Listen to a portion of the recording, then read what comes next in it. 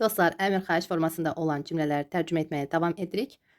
Tərcümə etməzdən öncə yenə də sizdən xahiş edirəm, dərsə baxdığınız zaman reklam çıxır. Həmən reklamalara ən azı 15 saniyə baxdıqdan sonra dərsin özünə keçid alasınız. Bu çox vacibdir. İnanıram ki, xahişimi yerinə yetirərsiniz. Gəlin, başlayaq.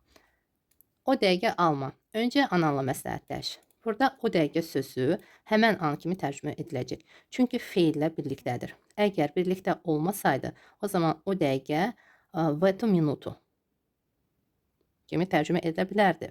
Amma feillə birlikdədir. Ona görə də olacaq həmən an kimi.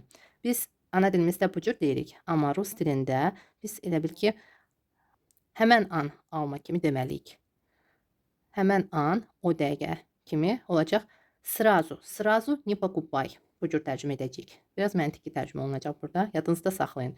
Deməli, o dəqiqə в эту минуту, amma feillə bağlıdırsa olacaq srazu. Srazu.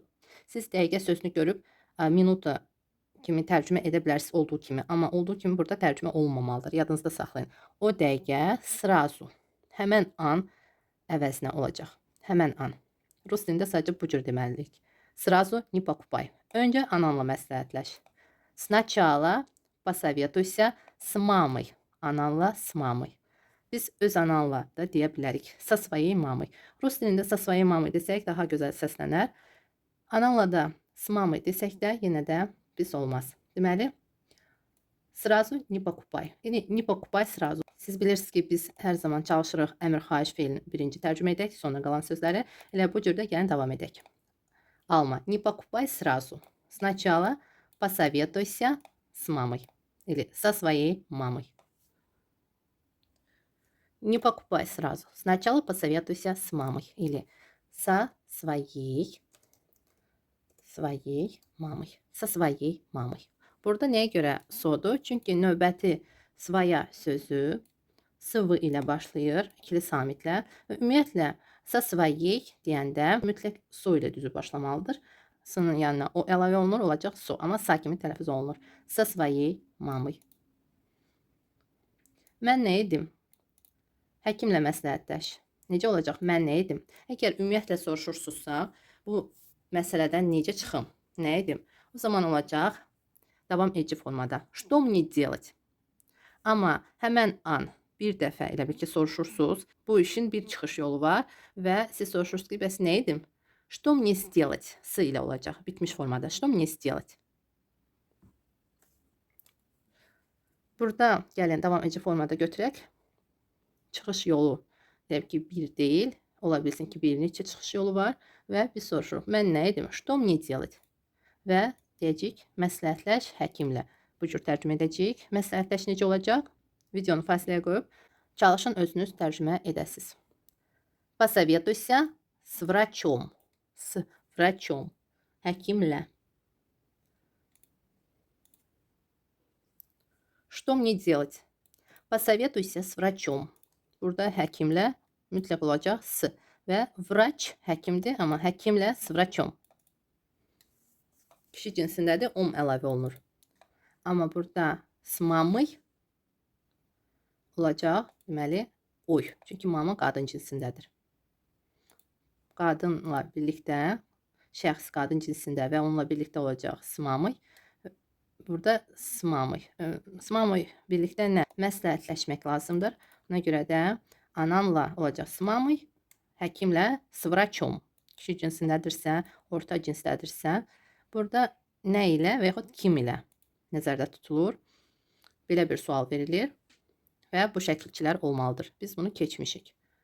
Burada sual verə bilərsiniz ki, nəyə görə? Baxın, sözün özü ikili samitlə başlayır, amma tək s əlavə olunur, amma burada so. Çünki, baxın, burada və burada. Əgər tək isimlə bağlı olardısa, öz ananla.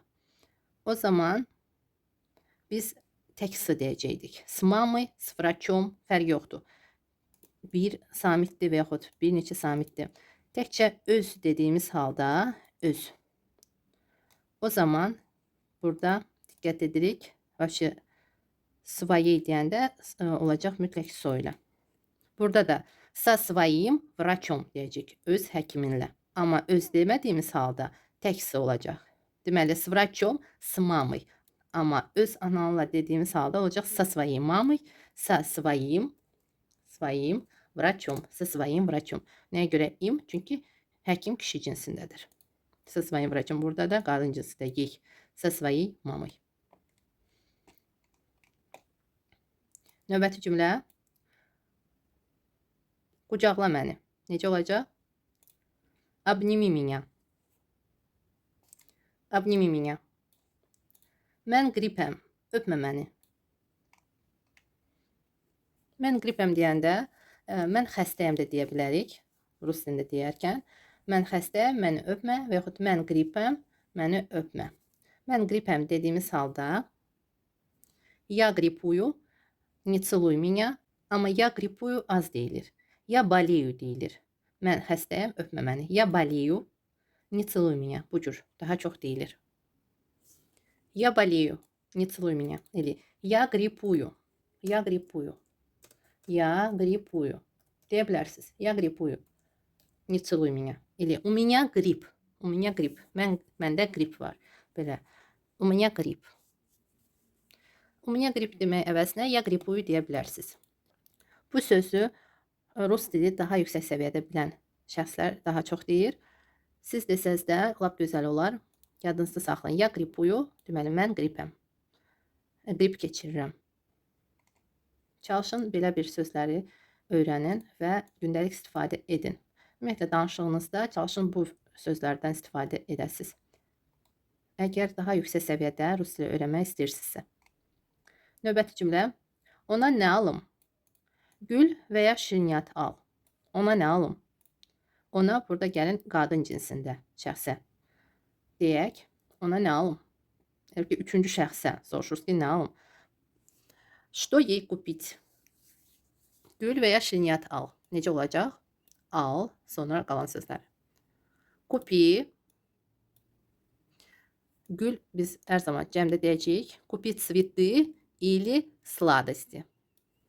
Gül biz güllər, gül buketi nəzərdə tuturuq. Buna görə də biz rus dilində cəmdə deyəcəyik hər zaman. Əgər bir ədəd gül almağı nəzərdə tutursa, onda deyəcəksiniz купи один цветок. Amma bir ədəd nəzərdə tutmursunuz, ümumiyyətlə gül buketi nəzərdə tutursunuz. Buna görə də cəmdə olacaq. Купи цветы или сладости. Что ей купить? Купить цветы или сладости. Сладости əvəzinə tort da deyə bilərsiniz. Купить цветы или торт. Или купить цветы и торт. Gül və tort al. Что ей купить əvəzinə burada ей şəxs əvəzliyidir. Ad da deyə bilərsiniz. Və yaxud anama nə alım? Что купить маме? Или что маме купить? Купить цветы или сладости. Купить цветы и торт. Vaxtından tez sevinmə. Necə olacaq? Sevinmə. Не радуйся раньше времени.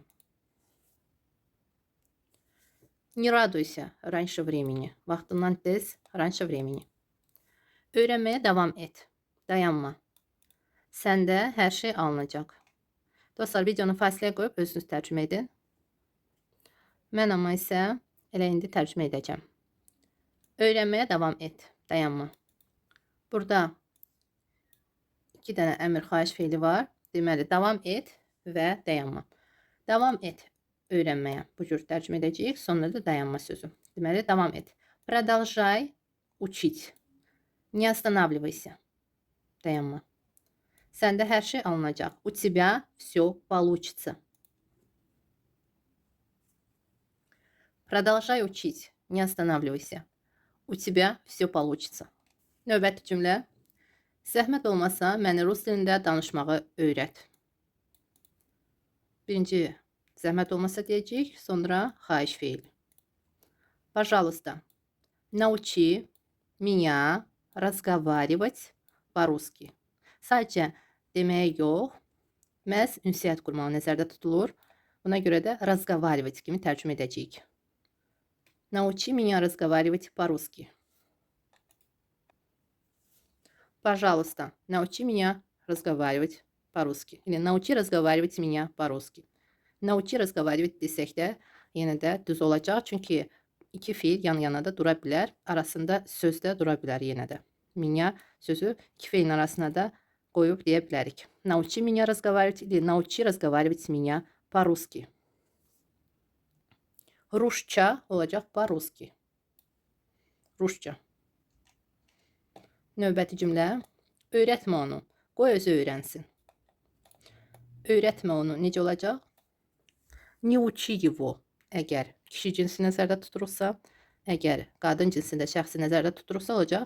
Не учи ее. Qoy olacaq. Пусть özü сам. Əgər kişi cinsini deyiriksə, qadın cinsini nəzərdə tutulursa olacaq. Сама.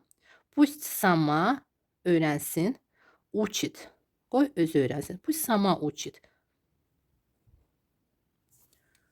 Не учи его. Пусть сам учит. Burada kişi cinsi götürdük. Его və сам özü. Yemək bişirməyi öyrən. Necə olacaq? Öyrən. Burada yeni nəsə olduğu halda, məsələn, bu vaxta kimi yemək bişirməyi bacarmayıb, bundan sonra öyrənəcək. Bu halda biz deyəcəyik научись. Научись. Научись готовить обед. Или sadəcə научись готовить də deyə bilərik. Qısa da deyə bilərik. Научись готовить. Belə daha çox deyilir. Научись готовить. Научись готовить обед или научись готовить блюдо. Bu cür də demək olar. Научись готовить блюдо. Блюдо deyəndə hər hansı bir yemək nəzərdə tutulur. Amma sadəcə naучись готовить deyəndə orada həm yemək nəzərdə tutulur, həm şirinyat nəzərdə tutulur, hər şey nəzərdə tutulur. Salat da hazırlamaq nəzərdə tutulur. Buna görə də qısa deyə bilərik. Naучись готовить. Bişirməyi öyrən biz deyə bilmərik Azərbaycan dilində. Bişirməyi öyrən. Sadəcə. Ona görə də biz deyirik yemək bişirməyi öyrən. Amma rus dilində deyə bilərik. Naучись готовить. Ümumiyyətlə hər hansı bir qidanı hazırlamağı öyrən.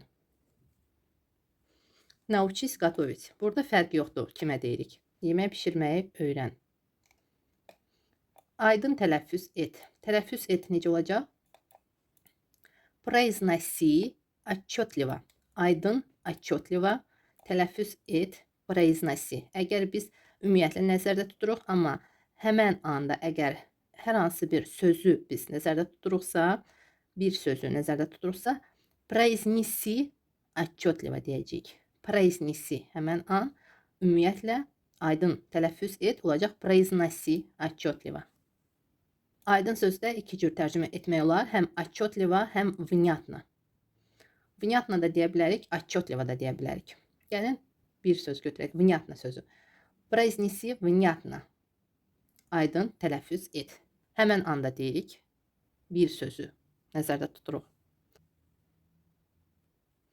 Произнеси внятно. Burada ikinci sözdə gəlin sizin üçün yazın. Отчетливо. Отчетливо. Burada t eşidilmir. Отчетливо. Внятно. Произнеси həmən anda. Произноси ümumiyyətlə tələffüz et. Oxuduğun zaman aydın tələffüz et. Произноси внятно или произноси отчетливо. Sizə əlavə olaraq iki cümlə vermək istəyirəm. Tərcümə etməyəcəm. Çalışın özünüz tərcümə edəsiniz. Asan cümlələrdir.